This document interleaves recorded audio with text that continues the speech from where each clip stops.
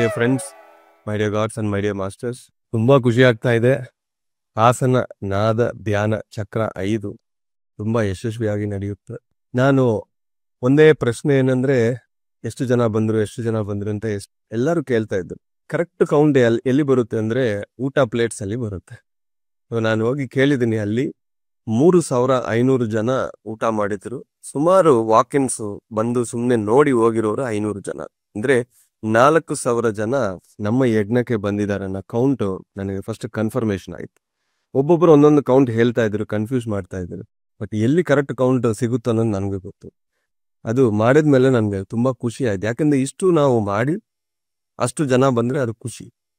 ಬಂದಿಲ್ಲ ಅಂದ್ರೂ ನಾವು ಅಕ್ಸೆಪ್ಟ್ ಮಾಡ್ಕೊಂಡಿರ್ತೀವಿ, ನಮ್ಗೆ ಆ ಬೇಜಾರಾಗಲ್ಲ. ಬಟ್ ಒಂದು ಕ್ಯೂರಿಯಾಸಿಟಿ, ಎಷ್ಟೋ ಜನ ಮಾಸ್ಟರ್ಸ್ ಬಂದು ನನ್ನ ಹತ್ರ ಶೇಕ್ ಹ್ಯಾಂಡ್ ಕೊಟ್ಟು ಫೋಟೋಸ್ ತಗೊಳ್ತಾ ಇದ್ರೆ ತುಂಬಾ ಖುಷಿ ಇದೆ. ಇಡೀ ಕರ್ನಾಟಕದಿಂದ ಪ್ರತಿ ಒಬ್ಬರು ಬಂದಿದ್ರು, ಪ್ರತಿ ಡಿಸ್ಟ್ರಿಕ್ಟ್ ಅವರು ಬಂದಿದ್ರು. ತುಂಬಾ ಖುಷಿಯಾಗಿ ಅಲ್ಲಿ ಧ್ಯಾನ ನಡೆಯುತ್ತೆ. ಈ ಸತಿ ನಾನು ಏನ್ ಮಾಡಿದ್ದೀನಿ ಅಂದ್ರೆ, ಕಂಪ್ಲೀಟ್ ಮೇನ್ ಕೋರ್ ಆರ್ಗನೈಸಿಂಗ್. ಇವರು ಧ್ಯಾನಿಗಳು, ಕೆಲವೊಬ್ಬರಿಗೆ ಧ್ಯಾನ ಅಂದ್ರೂ ಗೊತ್ತಿಲ್ಲ, ಅವ್ರಿಗೆ ನಾನು ಕೊಟ್ಟಿದ್ದೀನಿ. ಯಾಕಂದ್ರೆ ಅದು ಅವ್ರ ಊರು, ಹಾಸನದಲ್ಲಿ ಅವ್ರು ಮಾಡ್ಬೇಕು, ನಾವಲ್ಲ. ಹಂಗಾಗಿ ಆ ಕೋರ್ ಆರ್ಗನೈಸಿಂಗ್ ಅಲ್ಲಿ ಸುಮಾರು ಒಂದು 8 ಜನ ಇದ್ರು. ಎಷ್ಟು ಚೆನ್ನಾಗಿ ಅವರು ವರ್ಕ್ಸ್ ಡೆಲಿಗೇಟ್ ಮಾಡ್ಕೊಂಡಿದ್ದಾರೆ ಅಂದ್ರೆ, 3 ಜನ ಕಿಚನ್ ನೋಡ್ಕೊಂಡಿದ್ರು. ಅವರು 2 ಇಂಜಿನಿಯರಿಂಗ್ ಕಾಲೇಜಸ್ ಪ್ರೊಫೆಸರ್ಸ್, HODs. ಅವರ ಸ್ಟೂಡೆಂಟ್ಸು 100 ಜನ ವಾಲಂಟಿಯರಿಂಗ್ಗೆ ಬಂದಿತ್ತು. ಅವರೆಲ್ಲರೂ ಸೇವೆ ಅನ್ನೋದು ಯಾವ ತರ ಮಾಡಬೇಕು ಅನ್ನೋದು ನಿಜವಾಗಿ ಹೇಳ್ಬೇಕಂದ್ರೆ ನಮ್ಮವ್ರಿಗೂ ತೋರಿಸಿ. ಸೊ ಪತ್ರಿಜಿ ಅವರು ರಾಮಕೃಷ್ಣ ಆಶ್ರಮಲ್ಲಿ ವಾಲಂಟಿಯರಿಂಗ್ ಮಾಡಿದ್ರು. ಅವಾಗ ಚಪ್ಪಲಿ ಬಿಡೋ ಪ್ಲೇಸ್ ಅಲ್ಲಿ ಒಬ್ಬ ವಾಲಂಟಿಯರ್ ನಿಂತ್ಕೊಂಡಿದ್ರೆ ಇಡೀ ದಿವಸ ಅಲ್ಲೇ ನಿಂತ್ಕೊಳ್ತಾರೆ.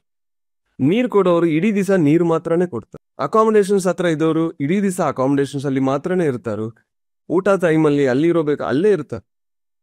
ಬಟ್ ನಮ್ ಏನ್ ಮಾಡ್ತೀವಿ ಅಂದ್ರೆ, ಧ್ಯಾನಿಗಳೆಲ್ಲ ಧ್ಯಾನ ಮಾಡೋ ಟೈಮೆಲ್ಲ ಓಡ್ಕೊಂಡು ಬಂದು ಧ್ಯಾನ ಅಂತೀವಿ. ಅವರಿಂದ ಧ್ಯಾನ ಮಾಡೋರಿಂದ ಅವರು ಧ್ಯಾನ ಮಾಡೋಕೆ ಸಹಕರಿಸ್ತಾರೆ ನೋಡಿ, ಅವ್ರಿಗೆ ಜಾಸ್ತಿ ಎನರ್ಜಿ ಬರುತ್ತೆ. ಈ 100 ಜನನು ವಾಲಂಟಿಯರ್ಸು, ಸ್ಟೂಡೆಂಟ್ಸು ಎಷ್ಟೊಂದು ಪರ್ಫೆಕ್ಟ್ ಆಗಿ ಅವರು ವಾಲಂಟಿಯರಿಂಗ್ ಮಾಡಿದಾರಂದ್ರೆ, ಅವ್ರ ಒಳಗೇನೆ ಒಂದು ದೊಡ್ಡ ಪರಿವರ್ತನೆ ಬಂದಿದೆ. ಎಲ್ಲ ಕೆಲಸಗಳು ಸ್ಮೂತ್ ಆಗಿದೆ. ನಾನು ವೆಜಿಟೇರಿಯನಿಸಂ ಬಗ್ಗೆ ಮಾತಾಡಿಲ್ಲ, ಯಾಕೆಂದ್ರೆ ಆ ಒಂದು ಪ್ರದೇಶದಲ್ಲಿ ಎಲ್ಲರೂ ನಾನ್ ವೆಜಿಟೇರಿಯನ್ಸ್. ಅಲ್ಲಿ ಹೋಗಿ ನಾವು ವೆಜಿಟೇರಿಯನಿಸಂ ಬಗ್ಗೆ ಮಾತಾಡಿದ್ರೆ ಅವರು ಧ್ಯಾನ ಮಾಡಲ್ಲ. ನಾನು ಆ 2 ಕಾಲೇಜಸ್ಗೆ ಹೋಗಿ ಅವ್ರಿಗೆ ಧ್ಯಾನದ ಬಗ್ಗೆ ಹೇಳಿ ಬಂದಿದ್ದೀನಿ. ಅವರೆಲ್ಲರೂ ನನ್ನ ವೆಬ್ಸೈಟ್ಸು, ನಮ್ಮ ವರ್ಕ್ಸ್ ಎಲ್ಲ ನೋಡ್ಕೊಂಡು ವಾಲಂಟಿಯರಿಂಗ್ ಮಾಡೋಕೆ ಬಂದರು. ಹೋಗ್ತಾ ಆ 100 ಜನ ಸ್ಟೂಡೆಂಟ್ಸ್ನು ಇನ್ಮೇಲು ನಾವು ಮಾಂಸ ಮುಟ್ಟಲ್ಲ, ಶಾಕಾಹಾರಿಗಳಾಗ್ತೀವಿ ಅಂತ ಮಾತು ಕೊಟ್ಟು ಹೋಗಿದ್ರು. ಒಬ್ಬ ಆರ್ಗನೈಸರು ವಾರಕ್ಕೆ 6 ದಿವಸ 3 ಪೂಟನು ಅವರು ನಾನ್ ವೆಜ್ ತಿನ್ನೋರು ನನ್ನ ಕೈಯಲ್ಲಿ ಸತ್ಯ ಇಟ್ಟು ಹೇಳಿದ್ರು, ಇನ್ಮೇಲೆ ನಾನು ಮಾಂಸ ಮುಟ್ಟಲ್ಲ ಅಂತ. ಇದು ಪರಿವರ್ತನೆ, ಇದು ನಮಗೆ ಬೇಕು. 4000 ಜನಕ್ಕೆ ಧ್ಯಾನ ಹೇಳ್ಕೊಟ್ಟಿದ್ದೀನಿ. 1000 ಜನ ಲೋಕಲ್ ಇಂದ, ಹಾಸನಿಂದ ಬಂದ್ರು. 100 ಜನ ಶಾಕಾಹಾರಿಗಳಾಗಿದ್ರು. ಒಂದು ಯಜ್ಞ ಫಲಿತ ಅಂದ್ರೆ ಇದು. ಪ್ರತಿ ಒಂದು ನ್ಯೂಸ್ ಪೇಪರ್ ಅಲ್ಲಿನೂ ಧ್ಯಾನದ ಬಗ್ಗೆ, ನಮ್ ಪ್ರೋಗ್ರಾಮ್ ಬಗ್ಗೆ, ನನ್ನ ಬಗ್ಗೆ ಚೆನ್ನಾಗಿ ಬಂತು.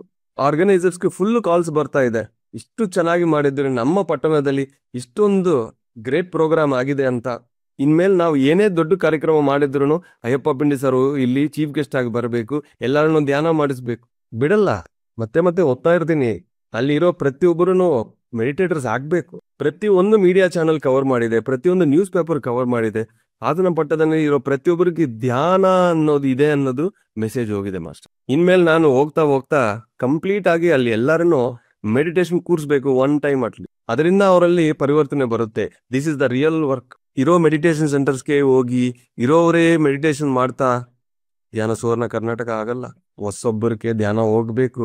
ಮಾಂಸಾಹಾರಿಗಳೆಲ್ಲ ಶಾಕಾಹಾರಿಗಳಾಗ್ಬೇಕು ಅಂದ್ರೆ ಅವ್ರು ಧ್ಯಾನ ಮಾಡ್ಬೇಕು ಫಸ್ಟು. ಅವನ್ನ ನಾವು ಎಂಕರೇಜ್ ಮಾಡ್ಬೇಕು, ಅವರಲ್ಲಿ ಟ್ರಾನ್ಸ್ಫಾರ್ಮೇಶನ್ ಬರಬೇಕು. ಈ ಇಡೀ ಹಾಸನ ನಾದ ಧ್ಯಾನ ಚಕ್ರ ಇಸ್ ಅ ಹೈಯೆಸ್ಟ್ ಸಕ್ಸಸ್ ನನ್ ಕೇಳಿದ್ರೆ. ಬೇರೆ ಕಡೆ ಇರೋರೇ ಬಂದ್ರು, ಇಲ್ಲಿ ಹೊಸೊಬ್ರು ಬಂದ್ರು. ಆ ಒಂದು ಪ್ರದೇಶದಲ್ಲಿ ಪ್ರೋಗ್ರಾಮ್ ಮಾಡ್ಬೇಕಂದ್ರೆ ಸುಮ್ನೆ ಅಲ್ಲ. ಹಾಸನದಲ್ಲಿ ಆಗ್ಬೇಕು ಅನ್ನೋದು ಪತ್ರಿಜಿ ಸಂಕಲ್ಪ. ಇಲ್ಲಿ ಆಗ್ಬಾರದು ಅಂತ ಕೇಳೋಕೆ ನೀವ್ ಯಾರು? ಎಲ್ಲಿ ನೆಕ್ಸ್ಟ್ ಪ್ರೋಗ್ರಾಮ್ ಆಗ್ಬೇಕು ಅನ್ನೋದು ಅಲ್ಲಿಂದ ಬರಬೇಕು. ನಾವು ಯಾರು ಡಿಸೈಡ್ ಮಾಡೋಕೆ? December 21 world meditation day Shivamogga ಅಲ್ಲಿ ಆಗ್ಬೇಕು, ಅದು ಅವ್ರ ಸಂಕಲ್ಪ. ಆಗುತ್ತೆ. ಎಷ್ಟು ಚಪ್ಪಾಳೆ ವಿಸಿಲ್ಸ್ ಬಂದಿದೆ ಅಂದ್ರೆ ನಾ ಶಿವಮೊಗ್ಗ ಅಂದ ತಕ್ಷಣ. ಹಾಸನದಲ್ಲಿ ನಾನು ಯಾವಾಗ ದೇವಸ್ಥಾನಕ್ಕೆ ಹೋಗಿ ಧ್ಯಾನ ಮಾಡಿದಿನೋ ಆ 7 ತ್ರಿಶೂಲಗಳು ಕಾಣಿಸ್ತು. ಆ ತ್ರಿಶೂಲಗಳೆಲ್ಲ 7 ನಕ್ಷತ್ರ ಲೋಕಲ್ಗೆ ಕನೆಕ್ಷನ್ಸ್ ಓಪನ್ ಮಾಡಿದೆ.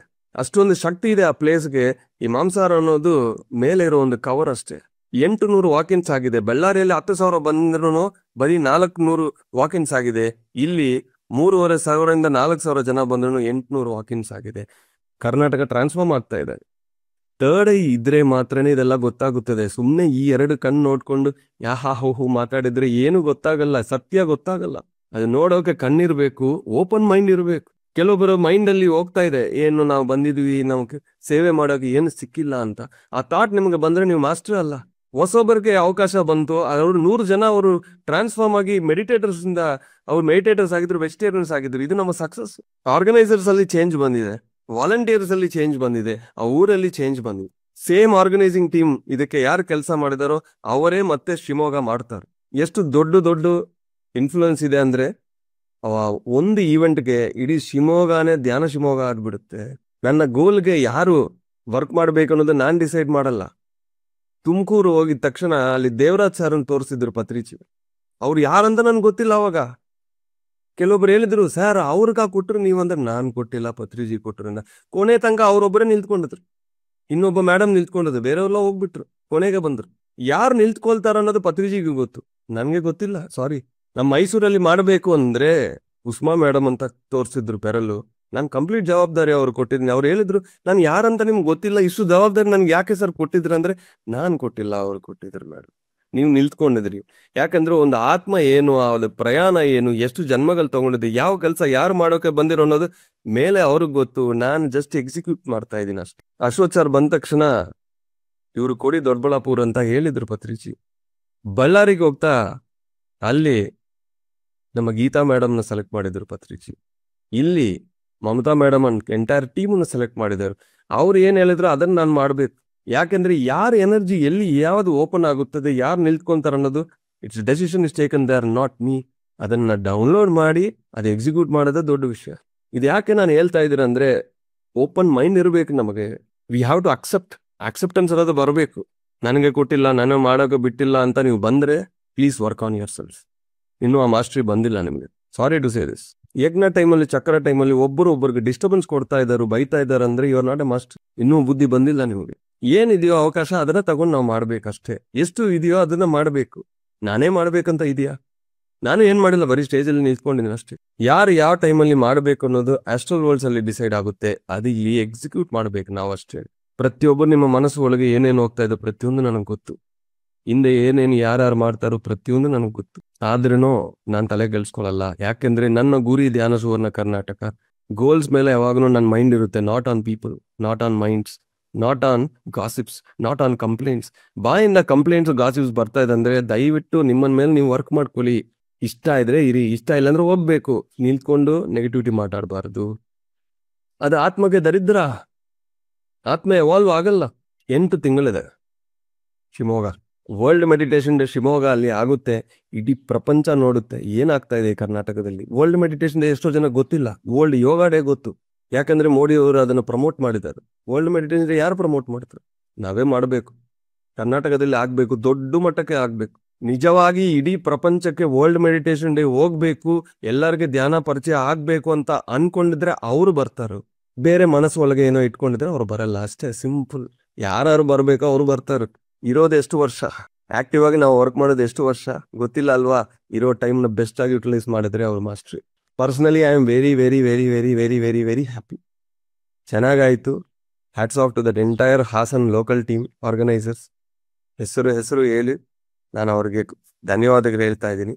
ಯಾರಿಂದ ಮ್ಯಾಕ್ಸಿಮಮ್ ವರ್ಕ್ ಆಗಬೇಕೋ ಅವ್ರಿಗೆ ನಾವು ಅವಕಾಶ ಕೊಡಬೇಕು. ಒಂದು ಕಾಲದಲ್ಲಿ ಮ್ಯಾಗಝಿನ್ಸ್ ವರ್ಕ್ ಮಾಡ್ತಾ ಇದ್ರು ಪತ್ರಿಜಿ. ಸಡನ್ ಆಗಿ ಅವ್ರ ವೆಬ್ಸೈಟ್ಸ್ಗೆ ಬಂದರು. ಏನ್ ಸರ್ ಅಂದ್ರೆ, ವೆಬ್ಸೈಟ್ಸ್ ಮೂಲಕ ಧ್ಯಾನ ಪ್ರಚಾರ ಜಾಸ್ತಿ ಆಗ್ತಾ ಇದೆ, ಮ್ಯಾಗಝಿನ್ಸ್ ಇರಲಿ ಅಂದ್ರು. ಒಂದು ಸ್ಟೇಜ್ ಆದ್ಮೇಲೆ ವೆಬ್ಸೈಟ್ಸ್ ಕರೆಕ್ಷನ್ಸ್ ಹೋಗಿದ್ರೆ PMC ಮೇಲೆ ನನಗೆ ಜಾಸ್ತಿ ಫೋಕಸ್ ಇದೆ, ಅದರಿಂದ ಜಾಸ್ತಿ ಧ್ಯಾನ ಪ್ರಚಾರ ಆಗ್ತಾ ಇದೆ. I will not C websites ಅಂತ. ಅಂದ್ರೆ ಯಾವ ಕಾಲಕ್ಕೆ ಯಾವ ಮೂಲಕ ಮ್ಯಾಕ್ಸಿಮಮ್ ಧ್ಯಾನ ಪ್ರಚಾರ ಆಗುತ್ತದೋ, ಧ್ಯಾನಿಗಳಿಗೆ ಯಾವುದು ಮ್ಯಾಕ್ಸಿಮಮ್ ರೀಚ್ ಆಗುತ್ತದೋ ಅದನ್ನ ನಾವು ಮಾಡಬೇಕು. Thank you very much.